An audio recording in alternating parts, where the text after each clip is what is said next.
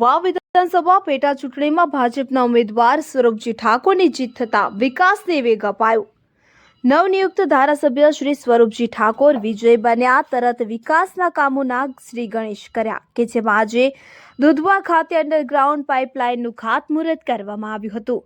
સુઈ ગામના દુધવા, સેડવ, કુંભરખા, ઉચોસણ, બેણપ સહિતના ગામોના ખેડૂતોને ખેતરે પાણી મળે તેવી વ્યવસ્થા કરવામાં આવશે। સ્વરૂપજી ઠાકોર વાવ વિધાનસભા નવનિયુક્ત ધારાસભ્ય સ્વરૂપજી ઠાકોરે અસામાજિક તત્વોને પણ ચેતવણી આપી વિસ્તારના કોઈપણ ગરીબ પ્રજાને હેરાન કરવાની કોશિશ ન કરતા સ્થાનમાં સમજી જજો।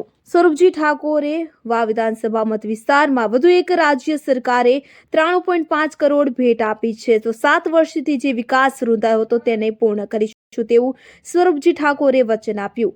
વાવ બાબર સુઈ ગામ તાલુકામાં ખેડૂતો માટે કેનાલમાં પાણી, આરોગ્ય, રોડ રસ્તા સહિતની સુવિધાઓ મળે તેવા હંમેશા વિસ્તાર માટે પ્રયત્ન કરતા રહીશું તેવું જણાવ્યું હતું।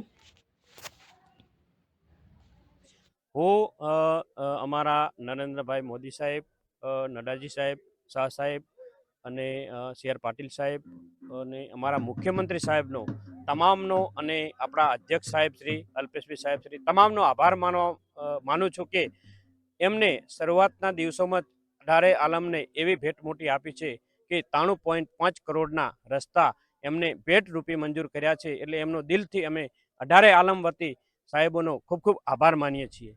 જો એ શરૂઆત આજ 2 દિવસ થયા છે, એમને પણ મળીને એનું સોલ્યુશન લાવીને કોન્ટ્રાક્ટર પણ ઝડપી એનું કામ પૂરું કરશે એવા અમે પ્રયત્નો કરી અને કોન્ટ્રાક્ટરને મળીને પણ એ ઝડપી પૂરું થાય અને સારું કામ થાય એના માટે અમે પ્રયત્નો કરી પૂરું કરશું। આજે બેણાપ ડિસ્ટ્રિક્ટ દુધવા માઇનોર વનના ટોલ ઉપર પાણી પાઇપલાઇનના ઉદ્ઘાટનમાં આજે અહીં પ્રથમ ઉદ્ઘાટન કર્યું છે।